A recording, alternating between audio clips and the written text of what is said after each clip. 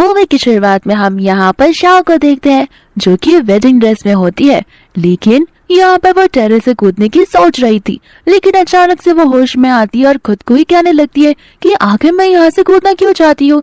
फिर बाद में हमें पता चलता है कि शाओ के अंदर एक एआई सिस्टम डेवलप हुआ है जो कि हर किसी के बॉडी में ट्रेवल करता है जब कोई किसी की जान लेना चाहता है तो, एंड वो इसके पीछे का रीजन ढूंढते हैं। फिर उसके बाद में वो उनसे ग्रजेस निकालते हैं और रिवेंज लेते हैं। फिर यहाँ पर शाओ अपने एआई सिस्टम से पूछती है कि आखिर मैं इस लड़की की बॉडी में क्या कर रही हूँ। फिर यहाँ पर उसकी एआई सिस्टम उसे बताने लगती है कि इस लड़की का नाम शाओ भी है और तो और बचपन में ये लू से मिली थी, जहाँ पर वो लू के साथ प्यार में पड़ गई थी क्योंकि लू ने उसे कुछ बच्चों से बुली होने से बचाया था।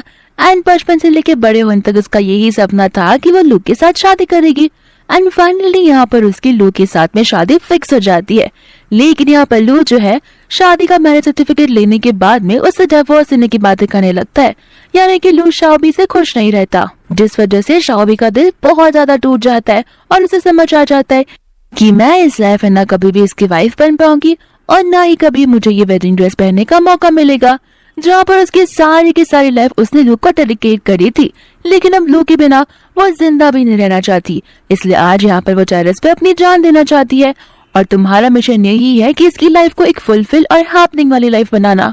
यहाँ पर शॉ कह देती है कि तुम मेरी ही एआई सिस्टम हो ना, हमेशा तुम मेरे खिलाफ होकर मुझे इतने मुश्किल टास्क क्यों देती हो। मुझे इस लव वाले चक्कर में बिल्कुल नहीं पड़ना, मुझे किसी और बॉडी में ट्रांसफर करो। लेकिन उसकी एआई सिस्टम उसे कह देती है कि एक बार जो मिशन डिसाइड हो गया है वो तुम्हें करना ही होगा, वरना तुम भूल जाओ कि तुम किसी और बॉडी में स्विच हो सकती हो। इतने में ही यहाँ पर लू आ जाता है और कहने लगता है कि देखो जो करना है कर लो, मुझे इमोशनल ब्लैकमेल करना चाहती हो या फिर पैसे मांगना चाहती हो, लेकिन मैं फिर भी तुमसे डिवोर्स लेकर ही रहूंगा। और मैं तुम्हें अभी वार्न कर दे रहा हूँ, जब तक हमारा डिवोर्स कंप्लीट नहीं होता तब तक कुछ हरकत मत करो, क्योंकि मैं नहीं चाहता कि सारा इंसान मुझ पर लग जाए। एक बार हमारा डिवोर्स हो जाएगा उसके बाद मैं जो करना है तुम कर सकती हो, उसके पहले मेरा रास्ता साफ कर दो।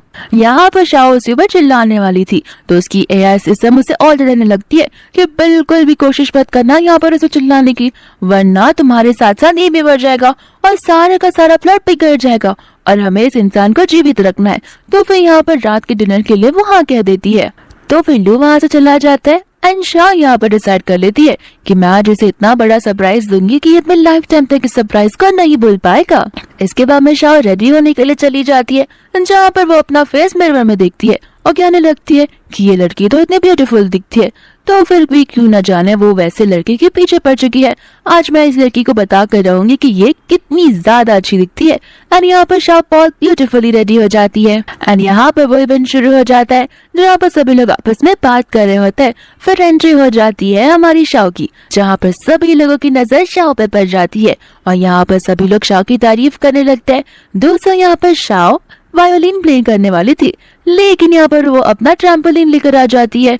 लू को कुछ समझ नहीं आ रहा होता, उसको लगता है आज यहाँ पर कुछ गड़बड़ी करने आई है। फिर बाद में यहाँ पर शाओ ट्रैम्पोलिन बजाना शुरू कर देती है, जहाँ पर लू को बहुत एम्बैरेसिंग फील होता है और वो वहाँ पर जाकर उस पर चिल्लाने लगता है और कहता है कि तुम्हें लगता है तुम ये सब करोगी और मैं तुम्हें डिवोर्स दे दूंगा, फिर भी मैं तुम्हें डिवोर्स देकर जाऊंगा। शाओ कहने लगती कि जल्द से जल्द दे दो ताकि मेरा भी पीछा छूट जाए, तुमसे तो कुछ काम भी नहीं हो पाता। एंड यहाँ पर वो कहने लगती है कि तुम तो बहुत लो क्वालिटी वाले इंसान हो, मैं चाहूँ तो यही कि ये खड़ी होकर अपना फ्यूचर हस्बैंड भी चूज कर सकती हूँ। फिर यहाँ पर व्हील चेयर पे बैठा हुआ छान उसे दिखता है, जहाँ पर वो छान को चूज कर लेती है और उसके पास जाकर उसे गालों पे किस करती है और अनाउंस कर देती है कि अब से ये मेरा फ्यूचर हस्बैंड होने वाला है। यहाँ पर सभी लोग उसके डर की नजर से देख रहे होते हैं। शाओ को कुछ समझ नहीं आता तो उसकी एआई सिस्टम उसे कहने लगती है कि तुमने एक गलत इंसान के साथ पंगा ले लिया है।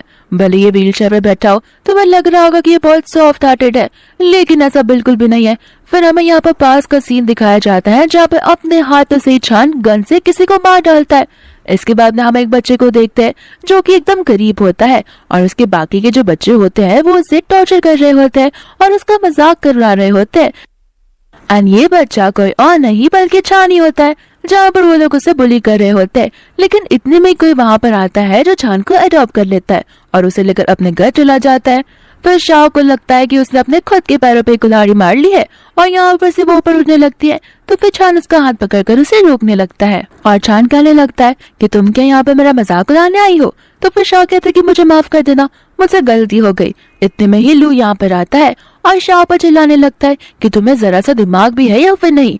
एंड यहाँ पर वो उसे कहता है कि अभी के अभी बड़े भैया से माफी मांगो। फिर यहाँ पर हमें पता चल रहा है कि चान जो है वो लू फैमिली से बिलोंग करता है। एंड चान लू का दूर का कजिन भाई होता है एंड एज में उससे बड़ा होता है। तो फिर शाह यहाँ पर बोलने लगती कि ओ तो ये तुम्हारा बड़ा भैया है, इस हिसाब से तो मैं तुम्हारी भाभी होनी चाहिए। एंड यहाँ पर वो चली जाती है चान के पीछे। लू यहाँ पर उसे कहने लगता है कि देखो इस समय मजाक करने का वक्त बिल्कुल भी नहीं है, तुम्हें समझ भी आ रहा है तुम यहाँ पर क्या कर रही हो। शाह कहने लगती है कि मैंने अपना डिसीजन बना लिया है, तुम यहाँ से जा सकते हो। लू को गुस्सा आता है, वो शाह के ऊपर थप्पड़ी मारने वाला था, लेकिन यहाँ पर उसका हाथ चान पकड़ लेता है। फिर चान यहाँ पर उसे कहने लगता है कि मुझे नहीं लगता, हमारी फैमिली वालों ने हमें ये सिखाया है कि हमें किसी वुमन के ऊपर हाथ उठाना चाहिए। दूसरा मियाँ यहाँ पर आ जाती है जो कहने लगती है कि मुझे समझ नहीं आ रहा कि मुझे ये बात बोलनी भी चाहिए या फिर नहीं। तो फिर शाह से कह देती है कि ठीक है, नहीं समझ में आ रहा तो अपना मुंह बंद रखो। फिर मियाँ यहाँ पर कहने लगती है कि अकॉर्डिंग टू लॉ अभी भी इन दोनों का डिवोर्स नहीं हुआ है। तो फिर शाह यहाँ पर सिर्फ लू के साथ में उसके पैसे के लिए है और किसी भी वजह से नहीं। फिर यहाँ पर जितने भी सभी लोग होते हैं वो मिलकर शाह के बारे में बुराइयां करने लगते हैं। फिर यहाँ पर शाह से पूछती है कि लगता है तुम्हें बहुत कुछ पता है, आखिर तुम यहाँ पर लू को जानती कैसे हो और तुम उसकी लगती क्या हो। मियाँ यहाँ पर कहने लगती है कि हम दोनों फ्रेंड्स हैं।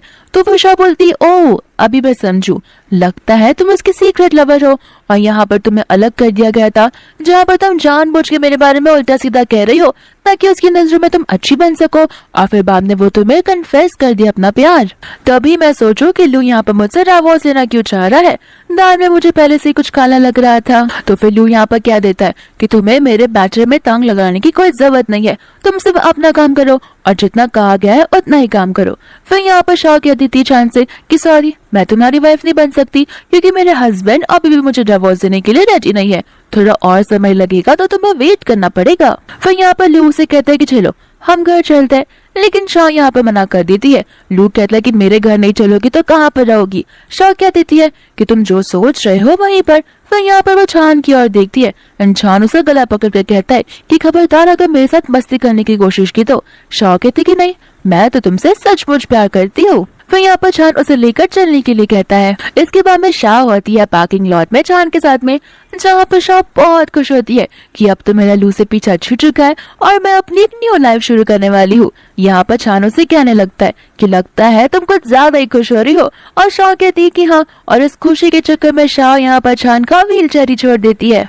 यहाँ पर तो चान डर ही जाता है, उसे लग रहा होता है कि आज पृथ्वी पर उसका आखिरी दिन होने वाला है। फिर यहाँ पर शाह बहुत तेजी से भागकर आती है और चान के व्हीलचेयर को पकड़ लेती है। फिर बाद में वो उससे माफी मांगने लगती है। चान उससे कहता है कि तुम इतना जल्दी मुझे मारना चाहोगी, ये मुझे एक्सपेक्टेड नहीं था।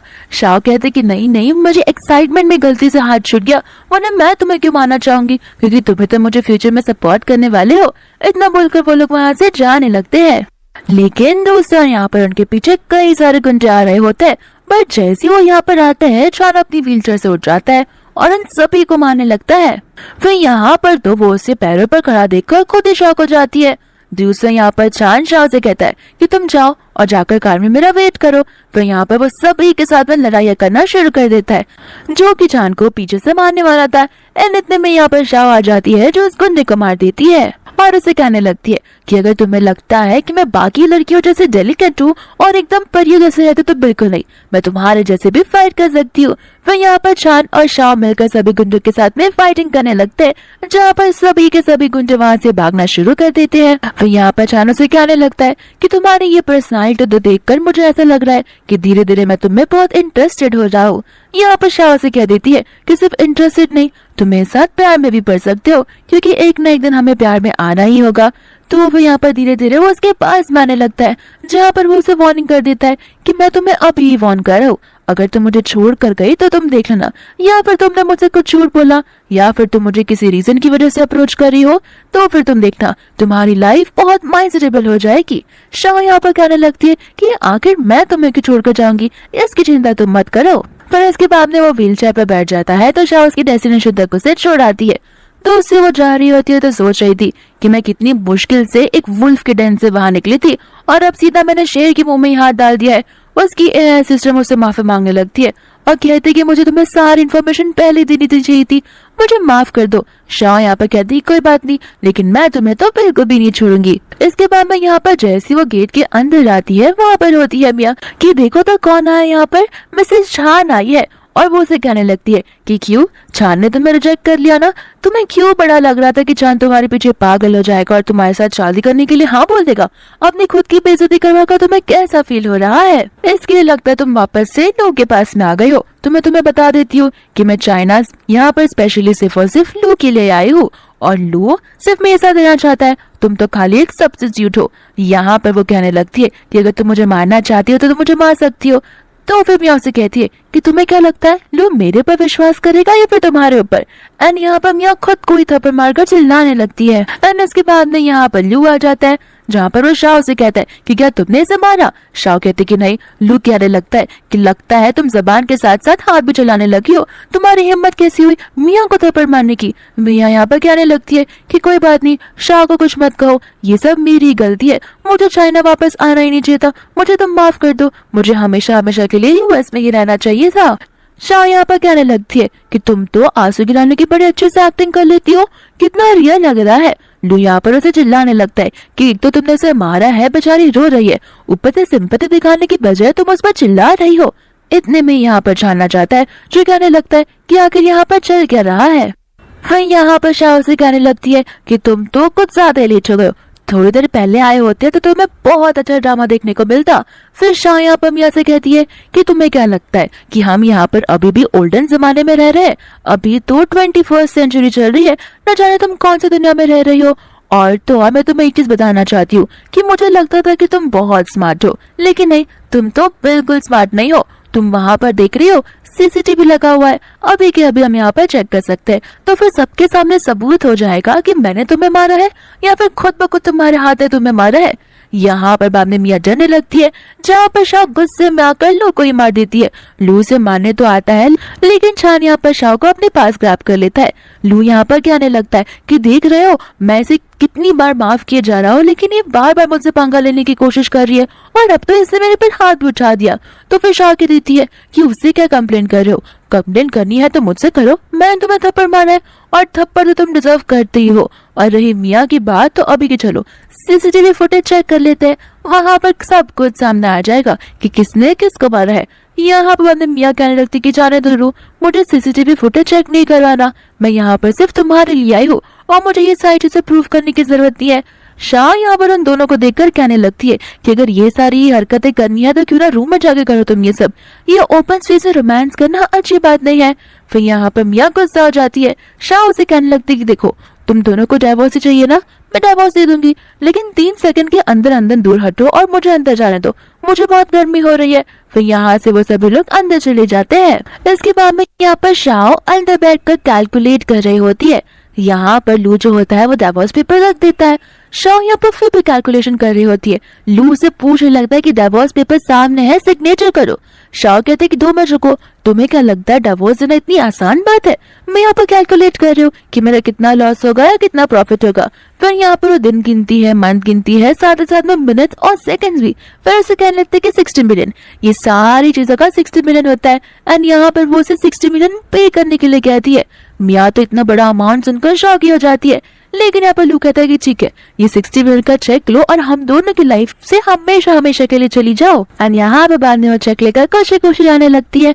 और फिर बाद में चांद से कहती है कि आज की ट्रीट मेरी तरफ से, लेकिन यहाँ पर उसकी एआई सिस्टम उसे रोकती है और कहती है कि तुम अपनी स्क्रिप्ट के अकॉर्डिंग नहीं जा रही, तुम स्क्रिप्ट से कुछ ज्यादा ही बाहर चली जा रहे हो। हमारे स्क्रिप्ट के अकॉर्डिंग यहाँ पर जो फीमेल लीड होती है वो मेल लीड की ड्रिंक में यानी कि वाइन में मेडिसिन मिला देती है, जिस वजह से वो लोग एक साथ आ जाते हैं। यहाँ पर शाह को कुछ समझ नहीं आता, तो फिर यहाँ पर वो पेट दर्द का बहाना देकर वॉशरूम चली जाती है, जहाँ पर वो अपनी एआई सिस्टम से सारा स्क्रिप्ट रिपीट करने के लिए कहती है। तो फिर वो बोलने लगती है कि फीमेल लीड यहाँ पर मेल लीड के वाइन के अंदर एक मेडिसिन मिलाएगी, जिस वजह से उसकी हार्मोनल को इम्बैलेंस होगा, जहाँ पर वो लोग मिलकर एक रात पूरी स्पेंड करेंगे। फिर यहाँ पर वो कहने लगती है कि अगर मैं इसकी बॉडी में नहीं आई होती तो ये मर जाती, फिर इसने ड्रग्स कहाँ से मिलाया। लेकिन उसकी एआई सिस्टम उसे कह देती है कि मेरा टाइम अब हो चुका है, मैं जा रही हूँ यहाँ से। फिर शाह सोच लगती है कि आखिर इस स्क्रिप्ट को किस तरीके से कंटिन्यू करेगी। उस हम यहाँ पर मिया को देखते हैं जो कि लू से कहने लगती है कि मैं देख कर आती हूँ कि आखिर वो अभी तक बाहर क्यों नहीं आई है। फिर यहाँ पर मिया जैसी ही जाती है वो यहाँ पर शाह को देख लेती है और शाह यहाँ पर वाइन में ड्रग्स मिला रही होती है। तो फिर मिया सारी चीजें देख लेती है और वहां से चली जाती है। इसके बाद में शाह बाहर आती है दोनों वाइन की ग्लास को लेकर और वो लू से वाइन की ग्लास को पीने के लिए कहती है और बोलती है ऐसा कौन सा डिवोर्स जहाँ पर डिवोर्स के पहले हस्बैंड और वाइफ एक वाइन का ग्लास ना पिए। तो यहाँ पर लू कहने लगता है कि आखिर तुम करना क्या चाहती हो और तुम्हारे इरादे क्या है। तो फिर शाह यहाँ पर कहने लगती है कि लगता है तुम्हें डर लग रहा है कि मैंने इसमें जहर मिला दिया होगा। फिर यहाँ पर शाह एक ग्लास का वाइन पी लेती है और कहती है कि ठीक है अब मैंने पी लिया तो तुम पी सकते हो। लेकिन यहाँ पर लू जैसे उसे लेने जाता है मिया उस वाइन के ग्लास को ले लेती है। तो फिर शाह भी कहती है कि देखो तुमने अपनी मर्जी से इस ग्लास को उठाया, मैंने तुम्हें जबरदस्ती नहीं पिलाया। फिर यहाँ पर मिया उसे पी लेती है और कहने लगती है कि मैं ये लू को पीने बिल्कुल भी नहीं दूंगी, क्या पता तुमने इसमें जहर मिलाया हो तो अच्छा होगा अगर मुझे कुछ हो जाए, लेकिन मैं लू को नुकसान पहुंचाने बिल्कुल भी नहीं दूंगी। फिर यहाँ पर मिया के हार्मोन्स इम्बैलेंस होने लगते हैं जहाँ पर लू शाह के पर गुस्सा आने लगता है। शाह कहती है गुस्सा क्यों हो रहे हो, नॉर्मल ड्रग्स तो है, इसमें कौन सी होने वाली बात है, अगर तुम्हें लगता है कि तुम इसे संभाल पाओगे तो तुम दोनों रूम में जा सकते हो। फिर यहाँ पर बाबा लू मिया को लेके जाने लगता है और यहाँ पर शाह छान को लेके जाती है। छान उससे पूछता है कि आखिर तुम इतना नौटंकी क्यों करती हो। तो फिर बाद में यहाँ पर शाह से बताने लगती है कि टेंशन मत लो, वो इम्बैलेंस वाले हार्मोनल ड्रग्स नहीं है, वो तो खाली पेट दर्द की दवा है, देखना वो कितनी बार वॉशरूम में भागती है। ये तो सुनकर चांद भी हंसने लगता है। तो यहाँ पर मिया ऐसा एक्टिंग कर रही होती है कि जैसे उसे किसकी बहुत जरूरत हो और उसकी बॉडी में बहुत गर्मी लग रही हो। वह यहाँ पर वो लू के बटन्स को ओपन करने लगती है जहाँ पर लू भी उसे किस करने के लिए रेडी हो जाता है। लेकिन जैसे ही लू से किस करने जाता है यहाँ पे मिया के पेट में गड़बड़ शुरू हो जाता है और मिया सीधा वॉशरूम में भाग जाती है। फिर यहाँ पर लू से वॉशरूम में देखने के लिए आ जाता है कि वो ठीक है या फिर नहीं। एंड मिया यहाँ पर वॉशरूम में बैठकर शाह को बहुत ज्यादा सुना रही होती है। फिर यहाँ पर लू बेचारे को खड़े खड़े वो स्मेल सहन नहीं होता तो फिर वो भी वहां से चला जाता है। इसके बाद में हम यहाँ पर शाह को देखते हैं और छान को देखते हैं जो कि अपने कार में बैठे हुए होते हैं एंड यहाँ पर शाह के हाथों में होता है उसका मैरिज सर्टिफिकेट। तो फिर वो यहाँ पर उसे देने लगती है और कहती है कि अब तो हम लीगली कपल्स बन चुके हैं तो अब तो तुम्हें मुझ पर ट्रस्ट करना ही होगा। जैसे वो यहाँ पर उसे सर्टिफिकेट देती है छान का कुछ एक्सप्रेशन होता ही नहीं है। फिर यहाँ पर शाह उसे कहने लगती है कि लगता है तुम खुश नहीं हो इस शादी से। तो फिर वो उसे कुछ रिस्पॉन्स नहीं करता। वो उसे कहने लगती है कि तुम चाहो तो मैं कुछ और भी कर सकती हो एंड यहाँ पर वो उसे सेड्यूस करने की कोशिश करती है और हंसकर बोलने लगती है कि मुझे तो लगा था कि तुम एक विलन रहोगे लेकिन यहाँ पर तुम खुद ही शर्मा रहे हो। फिर यहाँ पर वो लोग उस लोकेशन पर पहुंच जाते हैं जहाँ पर चांद ड्राइवर को वहां से उतरने के लिए बोलता है एंड जैसे ही ड्राइवर यहाँ पर उतरता है चांद सीधा चला जाता है शाह के फेस के सामने जहाँ पर अब शाह नर्वस होना शुरू कर देती है एंड यहाँ पर बाद में वो उसे कहने लगता है कि क्यों अभी तो तुम बड़ा बोल रही थी अब तुम्हारी बोलती क्यों बंद हो गई। एंड यहाँ पर शाह के मुझ से एक शब्द भी नहीं निकल रहे होते। फिर यहाँ पर वो उसे किस करना शुरू कर देता है। इसके बाद में वो लोग यहाँ पर घर पर आ जाते हैं जहाँ पे उनके बीच में एक इंटेंस मेकआउट सीन बन रहा होता है। लेकिन यहाँ पर बाद में चांद रुक जाता है। शाह को कुछ समझ नहीं आता। चांद उसे सॉरी बोलने लगता है और कहता है कि अभी तक हम सिर्फ मैरिज सर्टिफिकेट लेकर आए हैं, तुम एक वेडिंग नाइट तो अच्छे से डिजर्व करती हो, हम ये सारी चीजें को धीरे धीरे लेकर जाएंगे। फिर यहाँ पर बाब ने वो उसे फोरहेड किस करके वहां से चला जाता है। दूसरा यहाँ पर जो चांद का असिस्टेंट होता है वो उसे कुछ कार एक्सीडेंट के बारे में इंफॉर्मेशन दे रहा होता है। तो चांद कहता है कि अब इन्वेस्टिगेशन बंद कर दो और मुझे प्रोजेक्ट की सारी डिटेल्स दे दो। दूसरा यहाँ पर चांद अपनी लैपटॉप में देख रहा होता है एंड उसके बेडरूम में सीसीटीवी होता है जहाँ पर वो शाह को सोते हुए देखता है और कहने लगता है कि सामने से तो एकदम विलन जैसी दिखती है लेकिन कैसे बच्चों जैसे सो रही है वो यहाँ पर। दूसरा यहाँ पर सुबह हो जाती है जहाँ पर चांद को दरवाजा खुलने की आवाज आती है तो वो फटाक से अपने सोफा के पिलो के नीचे से घर निकालने लगता है। लेकिन यहाँ पर होती है शाह तो फिर वो उस घर को अंदर डाल देता है और वो कुछ ज्यादा ही घबरा जाता है। यहाँ पर दूसरा शाह से ब्रेकफास्ट करने के लिए बुलाती है। इसके बाद में यहाँ पर वो लोग लंच करने के लिए बैठ जाते हैं जहाँ पर शाह ने सारा का सारा लंच प्रिपेयर किया होता है। फिर यहाँ पर डोर पे कोई आ जाता है तो फिर शाह उससे कहते हैं दरवाजा खोलने के लिए। चांद उसे यहाँ पर कहने लगता है कि मैं उठकर दरवाजा खोलने जाऊँ, क्या तुम सीरियस हो। फिर उसे याद आता है कि हाँ चांद तो यहाँ पर व्हील चेयर पर ही बैठा होता है। तो फिर वो चली जाती है दरवाजा ओपन करने के लिए जहाँ पर वैंग आ जाता है एंड वैंग उसका असिस्टेंट जैसा होता है। फिर यहाँ पर उसकी एआई सिस्टम उसे बताने लगती है कि यही है वो मर्डरर जो कि चांद का मर्डर करने वाला है। यहाँ पर शाह को कुछ भी समझ नहीं आ रहा होता। फिर यहाँ पर वैंग भी शाह को देखकर कंफ्यूज हो जाता है। इतने में वहाँ पर छाना जाता है तो फिर वो वैंग से पूछने लगता है कि आखिर आपका यहाँ पर आना कैसे हुआ।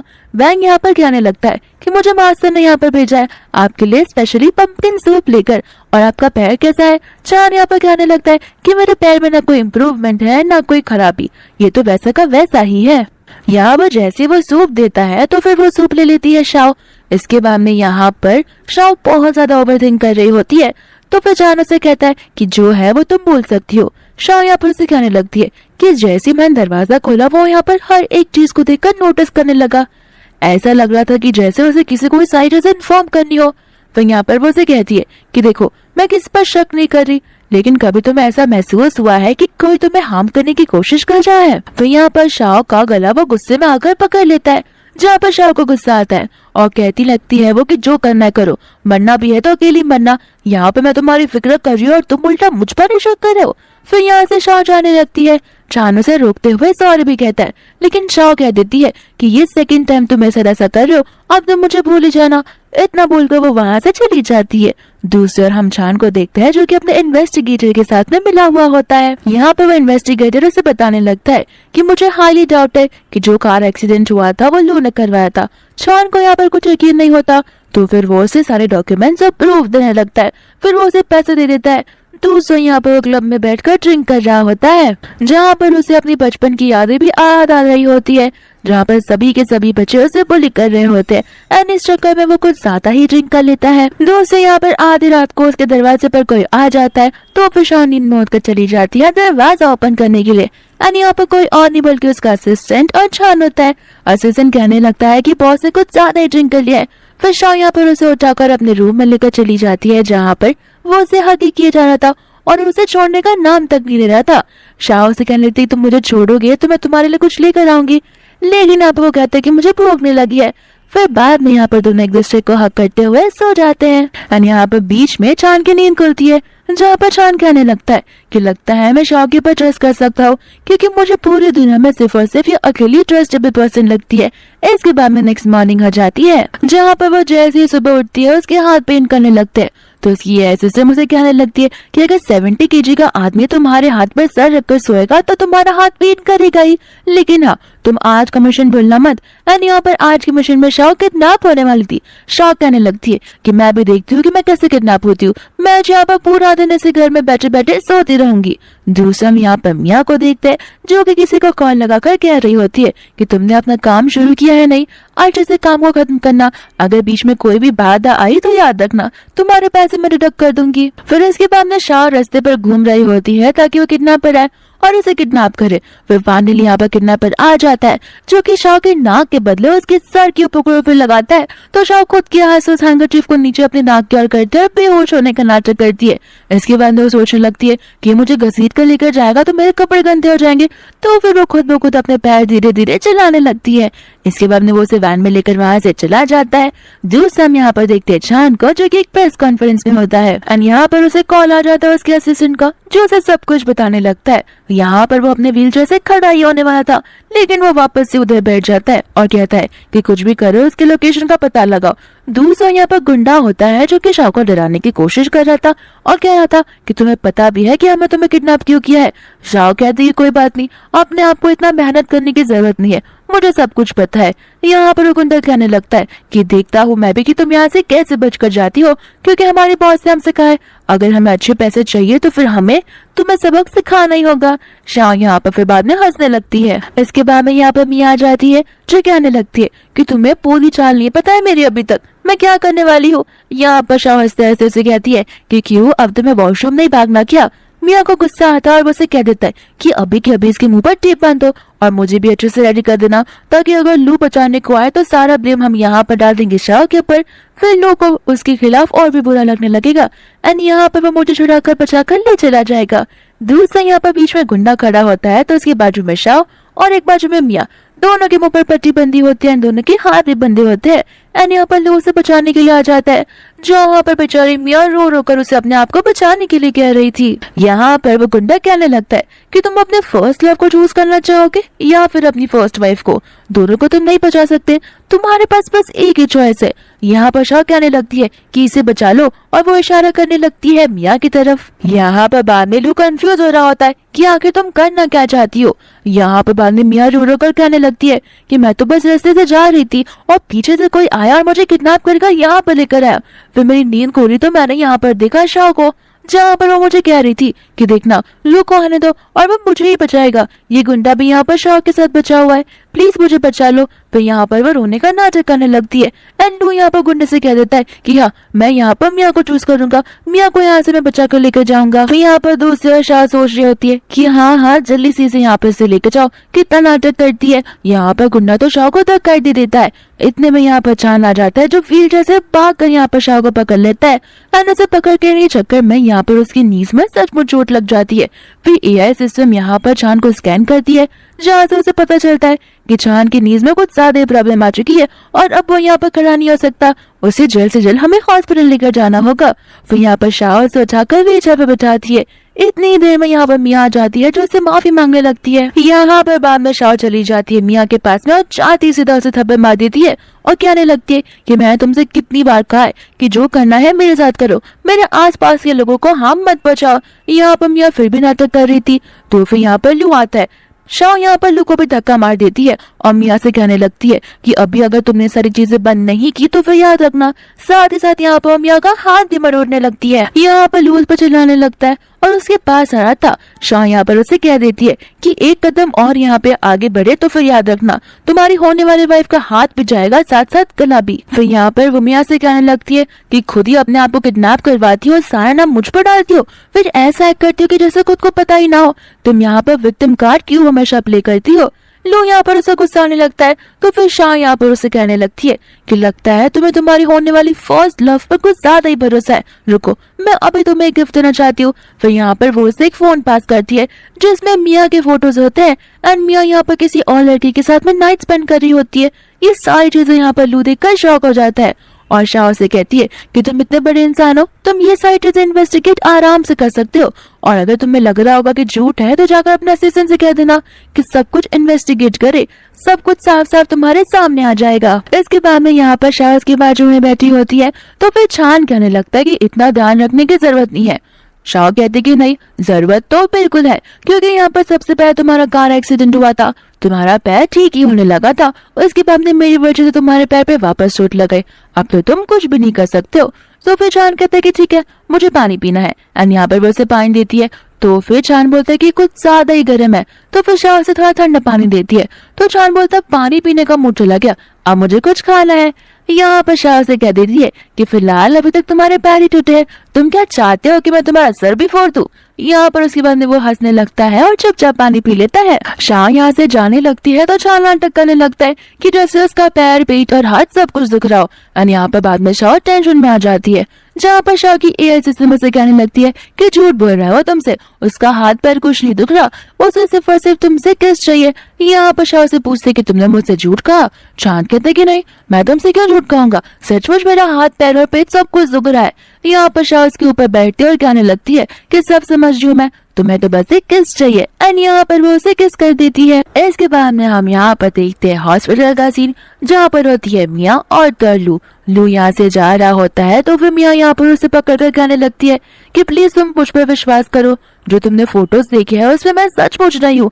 यहाँ पर जितने भी फोटोज है वो सारे के सारे एआई जनरेटेड है और क्या पता उसने फोटोशॉप से ये सब एडिट किया हो, तुम तो मुझ पर इतना भरोसा करते ही हो ना। और रही बात शाह की, तो वो तो स्टार्टिंग से झूठ बोलते आए हैं, हम तो उसके ऊपर विश्वास कर भी नहीं सकते। यहाँ पर लू उसे कहने लगता है तो अच्छा शाह झूठ कह रही है, तुम यहाँ कहते कि हाँ वो एकदम साफ झूठ कह रही है, तुम मुझ पर भरोसा कर सकते हो। यहाँ पर लू उसे फोटो दिखाने लगता है कि ठीक है शाह झूठ बोल रही है, लेकिन क्या मेरा इन्वेस्टिगेटर भी मुझसे झूठ बोलेगा, और ये सारी फोटोज मुझे मेरे कार के डैश कैम में से मिली है, अब तुम क्या कहना चाहोगी। और रही बात तुम्हारी, तो तुम पहले जैसे बिल्कुल भी नहीं हो, तुम पूरी बदल चुकी हो। यहाँ पर मियाँ से कहने लगता कि बदल चुकी हूँ, लेकिन मैं तो पहले जैसी ही हूँ, ये सब कुछ तुम्हारे ग्रैंडपा की वजह से हो रहा है। उन्होंने मुझे 6 साल पहले जबरदस्ती अब्रॉड भेज दिया और कहीं रहने के लिए, और तुम्हें क्या लगता है, मैं तभी बहुत छोटी थी। मैं वहाँ पर एक अनफैमिलियर एनवायरनमेंट में थी, जहाँ पर ना मैं किसी को जानती थी। यहाँ पर तो कोई मेरी मदद भी नहीं करता था। अगर मुझे अब्रॉड नहीं भेजा होता तो मेरी लाइफ इतनी सस्पिशियस नहीं बनी होती। यहाँ पर लू से क्या आने लगता है, लेकिन तुम तो अपनी मर्जी से अब्रॉड गई थी ना, तो फिर मियाँ चिल्लाते हुए रोते हुए क्या आने लगती कि नहीं, मैं अपनी मर्जी से अब्रॉड नहीं गई थी, मुझे वहाँ पर भेजा गया था। फिर यहाँ से लू चला जाता है, जहाँ पर मियाँ चिल्ला कर शाह से कहने लगती है कि एक बार तुम मुझसे वापस मिलो, इस बार तो मैं तुम्हें जान से मार ही दूंगी। तुमने मेरी लाइफ खराब कर दी है, तो तुम अपनी खुद की लाइफ में हैप्पी बिल्कुल भी नहीं रह सकती। इतने में यहाँ पर हम मियाँ को देखते हैं जो कि कैफे में होती है। यहाँ पर ग्रैंडपा आ जाते हैं और ये जो होते हैं वो लू के ग्रैंडपा होते हैं। यहाँ पर ग्रैंडपा से माफी मांगते हुए कहने लगते हैं कि मुझे माफ कर देना, तो मैं अब्रॉड से इतने समय बाद आई है वहाँ पर, और मैं तुमसे एक बार में मिलने के लिए नहीं आया। मिया यहाँ पर ग्रैंडपा से कहने लगती है कि ग्रैंडपा आपको प्रिटेंड करने की कोई जरूरत नहीं है। ग्रैंडपा यहाँ पर उसे कहने लगते हैं कि आखिर तुमने मुझे याद कैसे किया। ग्रैंडपा के साथ में हम यहाँ पर वैंग को देखते हैं, जो कि ग्रैंडपा का पर्सनल असिस्टेंट होता है। फिर यहाँ पर बाद में वो उसे कहने लगती है कि आपको पता है आपका दूसरा बेटा छान वो बहुत जल्दी शादी करने वाला है। ग्रैंडपा कहते कि हाँ मुझे इस बारे में पता है। तो फिर यहाँ पर वो उसे कहने लगते कि ये तो बड़ी अच्छी बात है, लेकिन आपको ये पता है कि उसकी होने वाली वाइफ कौन है, वो उसका सेकंड हस्बैंड होने वाला है। ये बात सुनकर ग्रैंडपा शॉक हो जाते हैं। तो फिर मैं चाहती हूँ कि आप उस लड़की का मर्डर कर दो। ग्रैंडपा को यहाँ पर गुस्सा आ जाता है और वो कहते हैं कि तुम मर्डर की बात कर सकती हो, मैंने ये सोचा नहीं था। और गुस्से में आकर वो यहाँ से जाने लगते हैं। तो फिर मिया ने कहने लगती है कि आपको लगता है कि छन चल नहीं पाता, छन बहुत अच्छे से चल पाता है, वो तो बस एक डिसेबल होने का नाटक कर रहा है। फिर यहाँ पर ग्रैंडपा वैंग को देखने लगते हैं, क्योंकि ग्रैंडपा ही वैंग को हमेशा उसके घर पर सारी चीजें चेक करने के लिए भेजा करते हैं। यहाँ पर इसके बाद में हम देखते हैं शाह को और छान को, जहाँ पर वो लोग लंच कर रहे होते हैं और एकदम लवी डबी कपल जैसे होते हैं। छान यहाँ पर शाह को तो देख ही जा रहा था। शाह कहते कि लंच का टाइम है, खाने पर फोकस करो, मुझ पर नहीं। इतने में यहाँ पर उसे कॉल आ जाता है उसके ग्रैंडपा का, जहाँ पर बेचारे छान का मूड हैप्पी से सीधा साइड में हो जाता है एंड यहाँ पर वो उन्हें हाँ कर देता है। फिर वो शाह को बताने लगता है कि ग्रैंडपा ने हमें अपने घर पर बुलाया है और तुम्हें भी साथ साथ लेकर आने के लिए कहा है। इसके बाद में वो दोनों ग्रैंडपा से मिलने के लिए चले जाते हैं। लेकिन यहाँ पर जैसे ही वो आती है, शाह की एआई सिस्टम उसे बताने लगती है कि सामने जिस ग्रैंडपा को देख रहे हो वही वो इंसान है जिससे तुम्हारे हस्बैंड का मर्डर किया होता है। शाह को यहाँ पर यकीन नहीं होता। वो कहने लगती है कि मुझे पहले से ही लग रहा था कि आखिर वैंग ने ये मर्डर किसी के भी कहने पर ही किया होगा, लेकिन ग्रैंडपा के कहने पर। ग्रैंडपा ही तो वो इंसान है जिन्होंने छान को अपने घर पर लाया था, तो फिर वो क्यों उसे मानना चाहेंगे। मैं इस चीज को बिलीव नहीं कर पा रही। दूसरा यहाँ पर ग्रैंडपा शाह के साथ बात करने लगते हैं और कहते हैं कि तुम ही वो लड़की हो जो कि छान के साथ शादी करने का सोच रही हो। तो मैं तुम्हें कह देता हूँ कि तुम जैसा सोचती हो वैसा बिल्कुल नहीं होने वाला। तुम्हें लगता है कि तुम लू फैमिली के सारे मैन के साथ रहोगी, तुम उनके साथ सारा एक्सपीरियंस लोगी, लेकिन नहीं, मुझे ऐसी लड़कियां बिल्कुल भी पसंद नहीं है। यहाँ पर छान कुछ बोल नहीं वाला था, लेकिन यहाँ पर ग्रैंडपा उसे चुप करवा देते हैं और कहने लगते हैं कि तुम जैसी लड़कियां मुझे बिल्कुल पसंद नहीं है। जब तक मैं जिंदा हूँ तुम जैसी लड़कियां मेरी फैमिली में एंट्री भी नहीं कर सकती, और ये चीज को मैं मेक श्योर करके रहूंगा। छान यहाँ पर कहने लगता है कि ग्रैंडपा जैसा आप सोच रहे हो वैसा बिल्कुल भी नहीं है, और रही शादी की बात तो हम दोनों ने मैरिज सर्टिफिकेट ऑलरेडी ले लिया है। ये बात सुनकर उसे ग्रैंडपा को और भी ज्यादा गुस्सा आ जाता है और वो कहने लगते हैं कि हेड ऑफ द फैमिली मैं हूँ। तुम्हें क्या लगता है तुम आजकल बिजनेस क्या संभालने लगे हो तो हेड ऑफ द फैमिली तुम बन गए हो? इन सब चीजों के पहले तुम्हें मेरी परमिशन लेनी चाहिए। एंड यहाँ पर वो उसे कहने लगते हैं कि तुम्हें अडॉप्ट करना ही मेरी सबसे बड़ी गलती थी। तब तो मुझे नहीं लगता था कि तुम इतना बड़ा बनने की कोशिश करोगे, लेकिन अब। एंड यहाँ से वो गुस्से में उन्हें जाने के लिए कह देते हैं, जहाँ पर गुस्से में आकर वो तो उनके ऊपर बॉल भी फेंक देते हैं। यहाँ पर छान को भी बहुत गुस्सा आ जाता है, तो फिर वो शाह को कहता है कि अभी हम यहाँ से चलना चाहिए। एंड वहाँ से दोनों फिर बाद में जाने लगते हैं। इसके बाद में यहाँ पर ग्रैंडपा अपने असिस्टेंट से कहता है कि देखो उन दोनों को कैसे चिपके हुए थे, अब हमारे पास प्रूफ आ गया है, तो फिर एक काम करो, टाइम अब आ चुका है, छान के साथ साथ उस लड़की को भी मार दो और उन दोनों का मर्डर कर दो, और ऐसा दिखाना कि जैसे ये मर्डर है, यानी कि सुसाइड। लेकिन यहाँ पर वो असिस्टेंट कहने लगता है लास्ट टाइम का जो कार एक्सीडेंट हुआ था वो तो बच चुके थे। तो फिर वो उसका ग्रैंडपा कहने लगता है तुम टेंशन मत लो, लास्ट टाइम हमसे भूल चूक हो गई होगी, लेकिन इस बार नहीं। इसके बाद में यहाँ पर वो लोग कार में बैठे होते हैं, जहाँ पर छान बहुत टेंशन में होता है। शाह यहाँ पर उसे कहने लगती है कि देखो मुझे ये कार एक्सीडेंट वाली बात को निकालना नहीं है, लेकिन बस मैं तुम्हें कहना चाहती हूँ कि मुझे लगता है जिसने भी तुम्हारा कार एक्सीडेंट करवाया है वो बहुत ही स्ट्रांग इंसान है, और मुझे अंदर से फीलिंग आ रही है कि वापस कुछ ना कुछ जरूर होने वाला है। चान यहाँ पर उसे चुप रहने के लिए कहता है और बोलता है कि मुझे सब कुछ पता है। शाह यहाँ पर समझ जाती है कि उसे पता चल चुका है कि उसे कार एक्सीडेंट के पीछे कोई और नहीं बल्कि उससे ग्रैंडपा ही होता है, और वो सब पूछने लगती है कि अगर तुम्हें पहले से ये सब कुछ पता है तो फिर आज तुम यहाँ पर क्यों आए हो। तो फिर चान उसे कहने लगता है कि बचपन में उन्होंने मुझे अडॉप्ट किया था। ये चीज सच है कि उन्होंने मेरा कार एक्सीडेंट को प्रिवेंट किया था, लेकिन मैं मानना चाहता हूँ कि मैं अभी भी एक गलत फैमिली में हूँ, जहाँ पे मैं खुद को गलत साबित करना चाहता हूँ कि मेरे ग्रैंडपा ऐसा कर ही नहीं सकते हैं। शाह यहाँ पर उसे कहने लगती है कि मैं तुम्हारी प्रॉब्लम समझ सकती हूँ, बचपन से लेके अब तक तुम उनके साथ रहे हो, तो ये चीज एक्सेप्ट करना बहुत मुश्किल है कि कोई अपना ही तुम्हारा मर्डर करना चाहता है। लेकिन उन्होंने अपना प्रोसेस शुरू कर दिया है और मैं नहीं चाहती कि तुम इस दुनिया से चले जाओ, क्योंकि तुम भी सफर कर रहे हो तो फिर तुम्हें उनके अगेंस्ट फाइट करना ही होगा। और रही बात मेरी, तो मैं हमेशा तुम्हें सपोर्ट करने के लिए रेडी हूँ।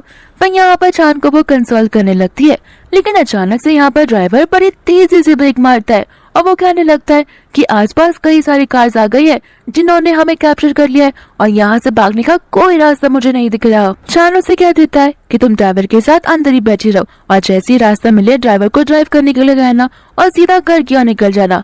लेकिन यहाँ पर शाह उसका हाथ पकड़ते हुए कहती है कि तुम्हें याद नहीं है लास्ट टाइम मैंने कैसे तुम्हारी जान बचाई थी, और मैं तुमसे भी ज्यादा अच्छी हूँ इन सब चीजों में। फिर इसके बाद में वो दोनों यहाँ से बाहर निकलते हैं एंड सभी गुंडों से फाइट करना शुरू कर देते हैं। यहाँ पर सभी गुंडे वापस की तरह एक बार फिर से वहाँ से भाग जाते हैं। इसके बाद में वो लोग अपने घर पर वापस आ जाते हैं, जहाँ पर चांद के हाथों में कुछ ज्यादा ही दर्द हो रहा होता है। शाह यहाँ पर उसे कहने लगती है कि ये है तुम्हारा सीक्रेट कमरा, आखिर और कितने सीक्रेट कमरे तुमने बना के रखे हैं।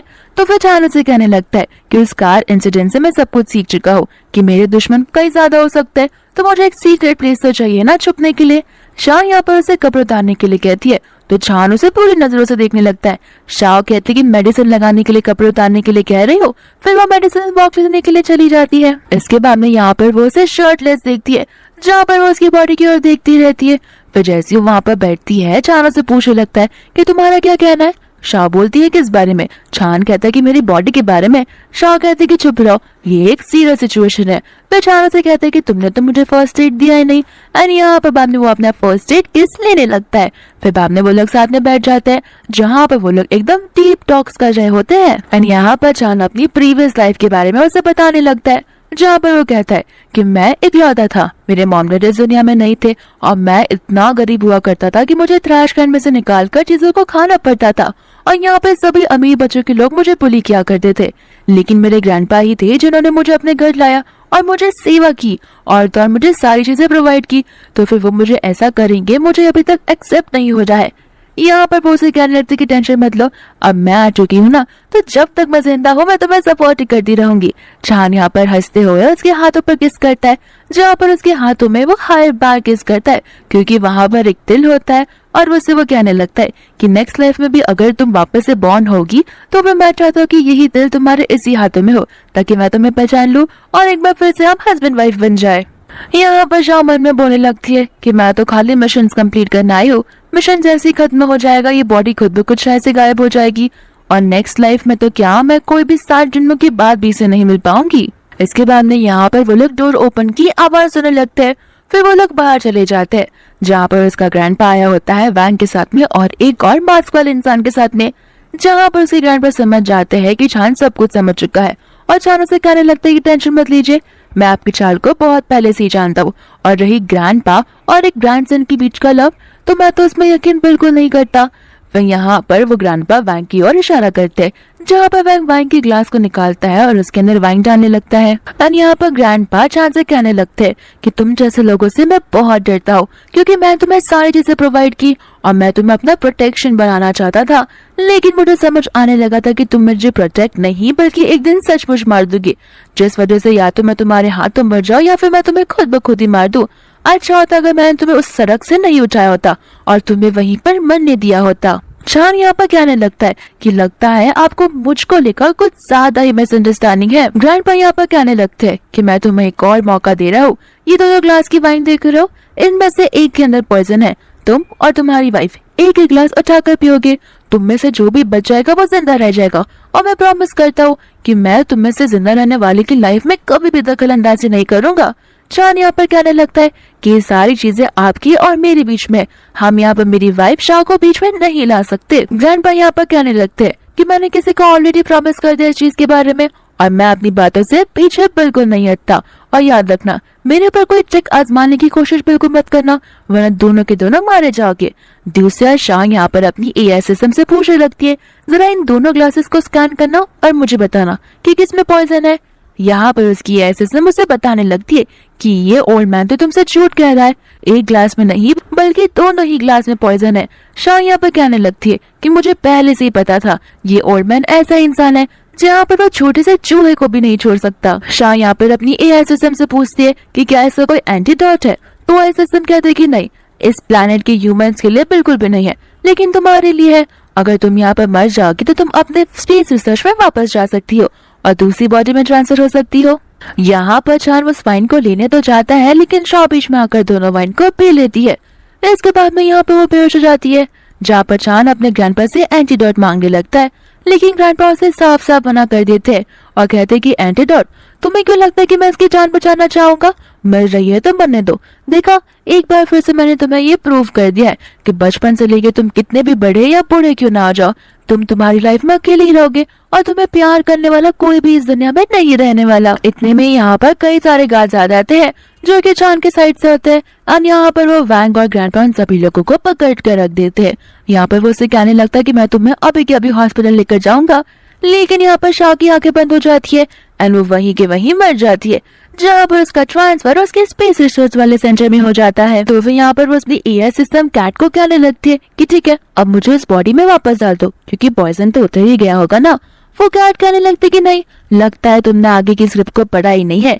यहाँ पर ये फीमेल लीड यही कहीं मर जाती है, जहाँ पर वो अपने प्यार को अपने हस्बैंड के लिए डिवोर्ट कर देती है और उसकी जान हमेशा हमेशा के लिए चली जाती है। शाह को यहाँ पर कुछ समझ नहीं आ रहा होता। शाह उसे कहने लगती है, लेकिन मैं फिर भी उस बॉडी में वापस जा सकती हूँ। एआई सिस्टम उसे कहने लगती कि नहीं, ऐसा तो पॉसिबल नहीं है, क्योंकि वो तो मर चुकी है और यही उसकी एंडिंग थी। शाह यहाँ पर उसे रिक्वेस्ट करने लगती है और कहती है कि कोई और रास्ता नहीं है कि मैं उस अर्थ पर थोड़ा और टाइम रह सकूं और टाइम को थोड़ा बढ़ा सकूं। तो कैट कहती कि हाँ, ऐसा रास्ता तो है जरूर, लेकिन तुम्हारे पावर्स तुम्हारे साथ नहीं रहेंगे और तुम्हें ऐसे ही वहाँ पर सर्वाइव करना होगा। तो फिर शाह यहाँ पर फटाक से मान जाती है। इसके बाद में हम हॉस्पिटल का सीन देखते हैं, जहाँ पर चान और उसका असिस्टेंट बाहर खड़े होकर वेट कर रहे होते हैं, जहाँ पर चान रो रहा होता है और उसका असिस्टेंट उसे कंसोल कर रहा होता है कि हमने हर जगह इसकी दवाई का एंटीडोट पूछने की कोशिश की, लेकिन यहाँ पर सभी लोगों ने ना कह दिया और कहा कि ये ऐसा पॉइजन है जिसका एंटीडोट आज तक नहीं बना है और ना ही कभी फ्यूचर में बन पाएगा। तो आपको भी होप्स छोड़ देने चाहिए। एटलीस्ट वो ये तो नहीं चाहती होंगी ना कि आप आज के दिन रोए और उन्हें रोते रोते अलविदा करे। तो इससे अच्छा हो कि आप इस रियलिटी को एक्सेप्ट कर ले। इसके बाद में यहाँ पर हम शाह को देखते हैं, जहाँ पर उसे धीरे धीरे होश आने लगता है और ये चीज चांद देखकर फटाक से अंदर चला जाता है, जहाँ पर जाती है वो उसे हग करने लगता है। तो फिर शाह का सबसे पहला क्वेश्चन ये होता है कि क्या मैं अगली दिख रही हूँ? यहाँ पर चान उसे हंसते हुए कहता है कि नहीं, तुम अभी भी पहले जैसी एकदम बहुत ब्यूटीफुल लग रही हो। शाह यहाँ पर उसे कहने वाली है कि मैं बहुत जल्दी ही मरने वाली हूँ, लेकिन यहाँ पर वो उसे ये चीज कह नहीं पाती। इसके बाद में वो लोग यहाँ पर टेरेस पे चले जाते हैं, जहाँ पर शाह एपिसोड की स्टार्टिंग में जो ड्रेस पहनी होती है वेडिंग वाली, वही पहनी हुई थी और यहाँ पर चान उसके साथ में था। शाह यहाँ पर उसे कहने लगती है कि नेक्स्ट लाइफ में तुम्हारी ये वाइफ बनना चाहती हो। चान उसे कहने लगता है कि नेक्स्ट लाइफ और ये लाइफ हम हमेशा एक साथ में रहेंगे। फिर यहाँ पर वो उसे प्रॉमिस करने के लिए कहती है, जहाँ पर वो लोग स्टील और स्टैम्प वाला प्रॉमिस करने लगते हैं। इसके बाद में यहाँ पर शाह को खांसी आने लगती है, जहाँ पर उसके मुंह से खून आने लगता है। तो फिर यहाँ पर चान की आंखों में से आंसू आने लगते हैं और शाह उसे कहने लगती है कि मैं नहीं चाहती कि मेरे जाने के बाद तुम इस तरह से डर कर रहो, मैं चाहती हूँ कि तुम एक बहुत अच्छी लाइफ जियो। फिर यहाँ पर चान उसे प्रॉमिस करने लगता है। शाह कहने लगती कि अब तक तुमने मुझे प्रपोज नहीं किया है। तो फिर यहाँ पर चान एक एक करके शादी के जो विजुअल्स होते हैं और प्रॉमिसेस होते हैं वो कहने लगता है कि रिच हो या पुअर, या फिर मैं सैड हो या हैप्पी, मैं हमेशा इस लाइफ में और आने वाले हर एक लाइफ में तुम्हारा साथ दूंगा। तो क्या तुम मेरे साथ शादी करने के लिए रेडी हो और मेरी वाइफ बनने के लिए? एंड यहाँ पर शाह उसे हाँ कह देती है और हाँ कहती ही शाह की लाइफ चली जाती है। एंड यहाँ पर शाह ट्रांसफर हो जाती है अपने सेंट्रल वाले वर्ल्ड में, इसके बाद में यहाँ पर वो उसे कहने लगती है कि मैं देखना चाहती हूँ कि आखिर छान कर क्या रहा है। एंड यहाँ पर उसे उसका विजुअलाइजेशन दिखाया जाता है जहाँ पर छान उसके हाथों पर उसी दिल के वहाँ पर उसे किस कर रहा होता है। इसके बाद में यहाँ पर शॉ का न्यू मिशन शुरू हो जाता है जहाँ पर शॉ जैसी आंखें खुलती है उसके सामने होता है लियो। एंड यहाँ पर शॉ शॉक हो जाती है क्योंकि वो एकदम छोटे छोटे कपड़ों में बैठी होती है और सोचने लगती है कि ये तो लास्ट टाइम से भी ज्यादा बुरा कैरेक्टर है। फिर यहाँ पर उसकी एआई सिस्टम एक एक करके उसे उसके टास्क को बताने लगती है। एंड उसका मेन टास्क होता है कि उसकी फैमिली को ब्रेक डाउन नहीं करना है एंड उसकी फैमिली को उसे सपोर्ट करके रहना है ताकि उसकी फैमिली बैंक ना हो जाए। फिर हमें यहाँ पर आगे का सीन बताया जाता है जहाँ पर उसके सामने वाला लियो ही उसे एक केज में बंद करता है एंड वहीं पर वो आग लगा देता है। शाओ यहाँ पर डरने लगती है और कहते कि जो इंसान मेरे सामने है वही मुझे मारने वाला है। तो वो ऐसे सिस्टम कह देते कि हाँ यही तुम्हारी अगली मिशन और अगली स्क्रिप्ट होने वाली है। दोस्तों यहाँ पर लियो अपने मन में कह रहा होता है कि मैं तो इसे जान से मार कर रहूंगा। एंड यहाँ पर शाओ अपने सेकंड वाले मेट को वहां से निकाल देती है। वो मेट उसे कहने लगता है कि प्लीज मुझे यहाँ से जॉब से मत निकालिए। शाओ कहने लगता है कि एक और शब्द बोले तो आगे की पेमेंट मैं तुम्हें बिल्कुल नहीं दूंगी, इससे अच्छा है कि तुम अभी के अभी यहाँ से चले जाओ। यहाँ पर वो सोचने लगती है कि ये दिखने में इतना बुरा तो नहीं लगता, तो फिर यहाँ पर ये सारे काम क्यों कर रहा है। तो उसकी ऐसे से बताने लगती है कि इसकी मम्मा जो है वो टर्मिनेटली बहुत इल है और वो हॉस्पिटल में एडमिट है और उसके सर्जरी के लिए इसे पैसे चाहिए होते हैं। तो पास्ट लाइफ में ये होता है कि जिसकी बॉडी में तुम हो वो लड़की बहुत बुरी होती है और वो उसे पेमेंट भी नहीं देती, जिस वजह से यहाँ पर ये लड़का ग्रजेस को होल्ड करता है। और यहाँ पर एक दिन आकर वो उस लड़की को मार देता है। फिर बाद में वो एआई सिस्टम से उसकी मम्मा का करंट वाला इंसिडेंट पूछती है तो वो बताने लगती है कि उसकी मॉम के पास जीने के लिए शायद से 2-3 दिन रहेंगे क्योंकि उसकी मॉम ने खुद ब खुद मेडिसिन नहीं लिए क्योंकि वो नहीं चाहती कि उसके बेटे पर पैसों का ज्यादा लोड है। इस वजह से वो खुद ब खुद यहाँ पर सुसाइड करने की कोशिश कर रही है। फिर यहाँ पर शाह से 1 मिलियन का कार्ड देती है और वहां से जाने के लिए कहती है। वो उससे पूछने लगता है कि अगर आप इतने पैसे मुझे क्यों दे रही हो। शाह यहाँ पर उसे बोलने लगती है कि मुझे वो इंसान बिल्कुल पसंद नहीं जो मुझसे सवाल पूछते, पैसे दिए इसे लो और यहाँ से चले जाओ। फिर मैं लियो यहाँ पर मन में सोचने लगता है कि आखिर इसका इरादा क्या है और वो वहां से चला जाता है। इसके बाद में लियो यहाँ पर हॉस्पिटल में चला जाता है अपनी मम्मा से मिलने के लिए। यहाँ पर उसकी मम्मा उसे कहने लगती है कि तुमने कहा कि इतने सारे पैसे तुम्हें तुम्हारे फ्रेंड ने दिए, क्या ये बात सच है। लियो कहने लगता है कि हाँ मम्मा मुझ पर भरोसा करो, ये मेरी फ्रेंड ने मुझे उधार दिए है, जैसे मेरे पास पैसे आएंगे धीरे धीरे करके मैं उसे लौटाता रहूंगा। उसकी मॉम यहाँ पर उसे कहने लगती है कि मुझे तुम पर बिल्कुल भरोसा नहीं है, चलो जरा मुझे उसका नाम बताओ और वो लड़की है या फिर लड़का, पहले तो मुझे ये बताओ। लियो यहाँ पर अपनी मम्मा को कुछ कहता नहीं है और कहता है कि आप ये एप्पल खाओ और यहाँ पर क्वेश्चंस करना मुझे बंद कर दो। फिर इसके बाद में यहाँ पर हम देखते हैं शाओ को जो कि चश्मा लगाकर यहाँ पर उसे देखने आ गई होती है। उसे लग रहा होता है कि कोई भी उसे पहचान नहीं पाएगा, लेकिन यहाँ पर लियो उसे देखकर पहचान जाता है। फिर वो बाहर आता है और उसे पूछने लगता है कि आखिर आप क्या यहाँ पर कर रही हो। शाओ कहने लगती है कि मैं तो यहाँ पर वॉक लेने के लिए आई हूँ। लियो उसे कहता है कि वॉक, और वो भी हॉस्पिटल में। देखिए मैम, मुझे आपका पर्पस नहीं पता कि आप क्या सोचकर यहाँ पर आई हो, लेकिन मैं आपको मेरी मम्मा के करीब बिल्कुल भी नहीं जाने दूंगा। शाओ को यहाँ पर सोचने लगती कि न जाने मेरे बारे में क्या क्या सोच रहा होगा। दूसरा यहाँ पर लियो उसे उसका कार्ड वापस करता है और कहने लगता है कि मुझे सिर्फ और सिर्फ 4 लाख की जरूरत थी, तो फिर मैंने इससे अपनी मम्मा का बिल्स पे कर दिया है। यहाँ पर बाकी के पैसे इसी कार्ड में है और धीरे धीरे करके मैं आपको सारी चीजें लौटा दूंगा जो भी मैं आपको ओन करता हूँ। शाओ कहने लगती कि कौन सी चीज तुम मुझे ओन करते हो, और रही बात इन पैसों की तो तुम अपने पास ही रखो। ये पैसे मैंने तुम्हें दिए हैं और तुम मेरे यहाँ पर काम करते हो, तो मैं चाहती हूँ कि तुम ऐसे कपड़े ना पहनो, तुम ढंग के कपड़े पहनो, तो ये पैसे कपड़े लेने में इस्तेमाल कर लो। और रही बात पैसों की, तो तुम्हें मुझे पैसे देने की वापस जरूरत नहीं है। तुम्हें क्या लगता है मेरे पास पैसों की कमी है? बिल्कुल भी नहीं। यहाँ पर इतनी भी शीन आ जाती है जो शाह से कहने लगती है कि तुम हमेशा पैसों को लेकर बेचारे लियो को ह्यूमिलेट क्यों करती रहती हो। तो फिर शाह यहाँ पर कहने लगती है मैंने कहा इसे पैसों से ह्यूमिलेट किया। तो फिर यहाँ पर शीन पूछने लगती है लियो से, और लियो कहता है कि नहीं, तुम्हें कुछ मिसअंडरस्टैंडिंग हो गई है। शीन यहाँ पर कहने लगती है तुम इस लड़की को उसके पैसे वापस दे सकते हो, हमें उसके पैसों की कोई जरूरत नहीं है। मैं यहाँ पर तुम्हारे लिए पैसे लेकर आई हूँ ताकि मैं तुम्हारी मॉम को कुछ हेल्प कर सकूं। एंड यहाँ पर वो उसे 5000 देने लगती है। तो फिर वो पैसे शाओ ले लेती है और काउंट करने लगती है और कहती है कि 5000, तुम्हें लगता है कि इतने पैसों में इसका पूरा हॉस्पिटल भी पे हो जाएगा? और अगर तुम्हारे पास घर पे 5,50,000,000 रखे हुए तो ये 5000 क्यों लेकर आई हो? यहाँ पर वो उसे कहने लगती है कि तुम अपना मुंह बंद रखो तो ठीक ही रहेगा, तुम तो अपनी फैमिली पे डिपेंडेंट हो ना, इस वजह से तुम्हारे पास बहुत पैसा है।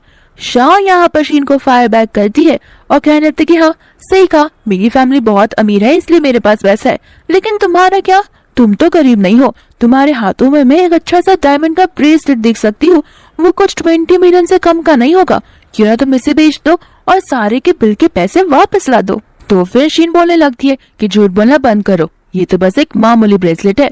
शाह कहती कि हाँ, अब तो तुम यही कहोगी ना कि मैं झूठ बोल रही हूँ। फिर बाद में शीन यहाँ पर कहने लगती है कि मुझे नहीं पता कि इस ब्रेसलेट का वर्थ 20 मिलियन है, क्योंकि ये मुझे मेरे किसी फ्रेंड ने दिया है। शाह बोलती कि ठीक है बेच दो ना और पैसे ला दो, लेकिन यहाँ पर वो उसे सेल करने से मना कर देती है और कहने लगती है कि मेरे फ्रेंड ने मुझे स्पेशली गिफ्ट किया है, अगर मैं इसे बेच दूंगी तो उसे बुरा लग जाएगा। शाह बोलती कि अच्छा, लगता है तुम्हारी मदर इन लॉ की लाइफ से भी ज्यादा प्यारा तुम्हें ये ब्रेसलेट है। तो फिर यहाँ पर कहने लगती है लियो से कि ठीक है, मैं अपने फ्रेंड से कॉल करके पूछ लेती हूँ कि क्या मैं इसे सेल कर सकती हूँ या फिर नहीं, क्योंकि उसे भी बुरा नहीं लगना चाहिए। लेकिन यहाँ पर लियो उसे ऐसा करने से मना कर देता है। फिर बाद में यहाँ पर वो कहने लगती है कि देखा, लियो को पैसे की जरूरत नहीं है और मैं तुम्हें बता देती हूँ कि पैसे से सब कुछ खरीदा नहीं जाता, तुम जिस पैसे को लेके घमंड करती हो वो पैसे तुम्हारे भी नहीं है, तुम्हारे फैमिली के है। शाह यहाँ पर कहने लगती है कि हो मैं घमंडी, मेरे पैसे नहीं तो मेरे फैमिली के पैसे तो है और वो फैमिली मेरी है। एंड यहाँ पर वो शीन के करीब जाने लगती है, जहाँ पर शीन जानबूझकर ऐसा नाटक करती है कि जैसे शाह ने उसे धक्का दिया हो। फिर पीछे से यहाँ पर जी आ जाता है एंड यहाँ पर शाह की एआई सिस्टम उसे जी के बारे में बताने लगती है कि जी जो है वो कोई और नहीं बल्कि तुम्हारा ही फियांसे है। यहाँ पर शाह बाद में जी से कहती है कि तुम यहाँ पर भी आ गए और तुम्हें क्या लगता है कि तुम मेरे सामने किसी और वुमन की साइड लोगे, ये बात अच्छी है। और इसकी यहाँ पर एआई सिस्टम से और इन्फॉर्मेशन देने लगती है कि भले ही तुम्हारा फियांसी हो लेकिन ये तुमसे प्यार नहीं करता, ये सिर्फ और सिर्फ तुम्हारी प्रॉपर्टी और तुम्हारे पैसे के लिए तुम्हारे साथ में है। यहाँ पर जी उसे कहने लगता है कि देखो, भले तुम्हारी फैमिली का इतना बड़ा बिजनेस है, तुम्हारे पास बहुत ज्यादा पैसे है, लेकिन तुम्हें ऐसे किसी और को बुली नहीं करना चाहिए, ये बहुत बुरी बात है।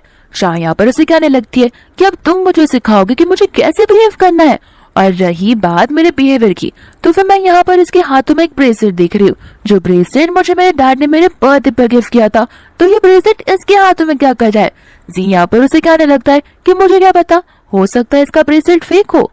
शाह यहाँ पर उसे कहने लगती है कि तुम्हें पता ही होगा, मैं जो कुछ भी पहनती हूँ उससे मेरा नाम तो लिखा ही होता है, तो अगर मैं इस ब्रेसलेट को चेक करना चाहूँ तो मैं चेक कर सकती हूँ।